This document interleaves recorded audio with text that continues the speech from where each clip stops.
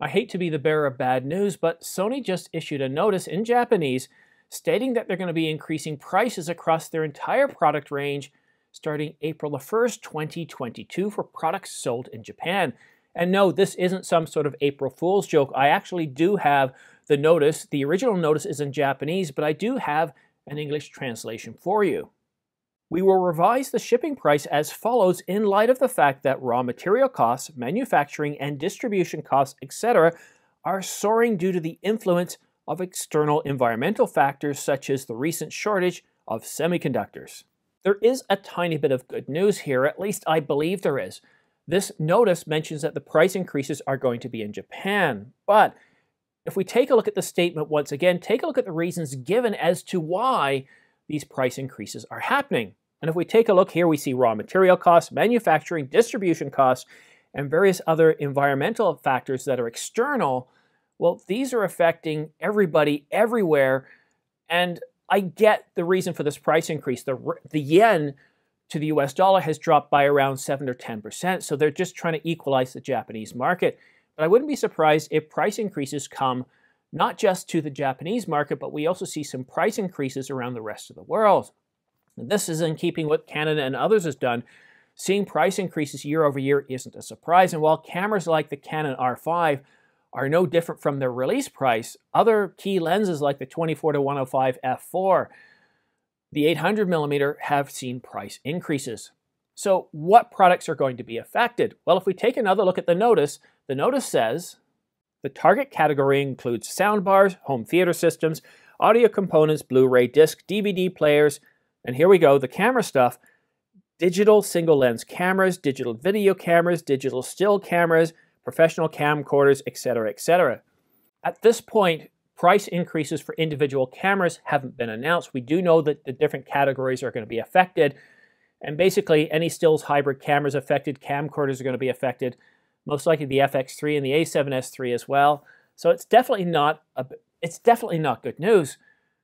I do have the price range for all products in general, and it starts off at a low increase of around 3%, but in some products, that price increase is going to go up to around 30%, and it actually says 31%, and that's rather significant. It's really tough. I think we're living in a really, really strange time. It's been a very strange couple of years, and 2022 definitely hasn't gotten off to a good footing. We're seeing huge external environmental factors affecting everything.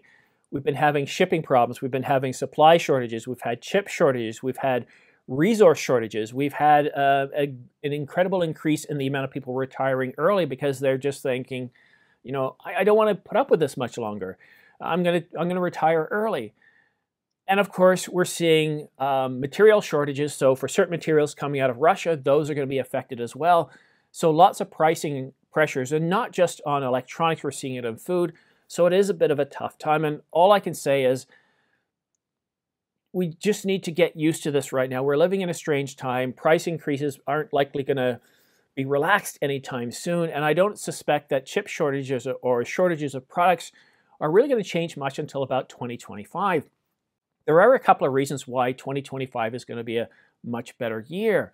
We're going to start to see more chip fabs come online starting in late 2023 and 2024 to help normalize that. So chips shouldn't be a shortage going into 2025, but also once life starts to get back to normal and people start using services more, they start going on vacations more, and they get tired of buying products. They want to start actually experiencing life, then that'll take further pressures off shipping products, purchasing products, manufacturing products, and that will really, really help. And hopefully the world settles down a little bit. So 2025, I know, is a little ways off. We're only in the early part of 2022. And I kind of fall back on the experiences of my grandparents and what they had to live through. They had to live through a much tougher time. And I think for many of us, we're living through a relatively peaceful time. Things are pretty good. So it's just a matter of understanding that right now, shipping shortages, price increases are going to be the norm for a little while, and there's nothing much we can do about it. I get it. I hate seeing price increases going up. New computers, new cameras, new lenses. For me, it means just saving a little while longer. It also means deferring purchases. That 16mm Canon lens, the RF lens, the pancake lens, I deferred purchasing that because when I factored in the exchange rate, it was around $500, and I thought for a pancake lens, this was a little bit more than I was willing to pay. And there have been other lenses that I've held off looking at getting too. The 15 to 35mm L series from Canon, I held off on that. It's a very expensive lens. It's around $2,400. And like Sony, they issued a more cheaper lens, a 14 to 35mm f4, but still at around $1,500, especially when that foreign exchange is taken into account. That works out to be around $2,500 for me, and that's an awful lot of money. I wish Canon had gone the way Sony went with their recently announced 16 to 35mm f4, which is priced at $1,198, a far more affordable price point even when the foreign exchange is factored in. So yeah, it is impacting me as well. And while I do get revenue from this channel to purchase equipment, in the last year I've had to say no to certain products that I wanted to purchase, that I wanted to use for this channel.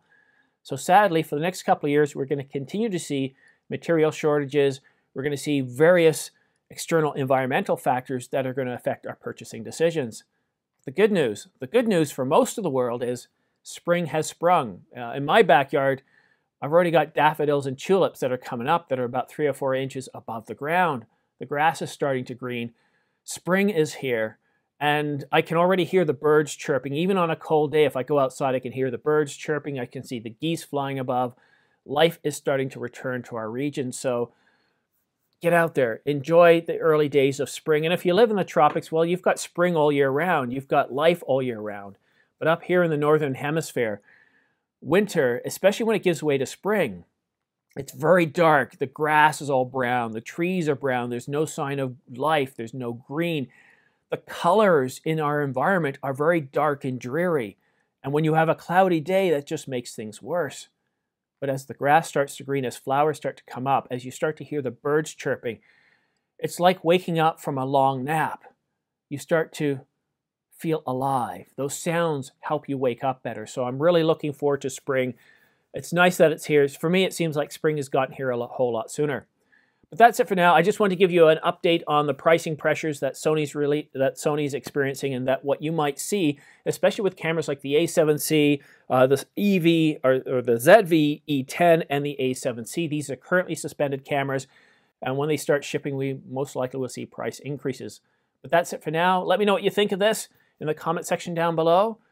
We'll see you again soon.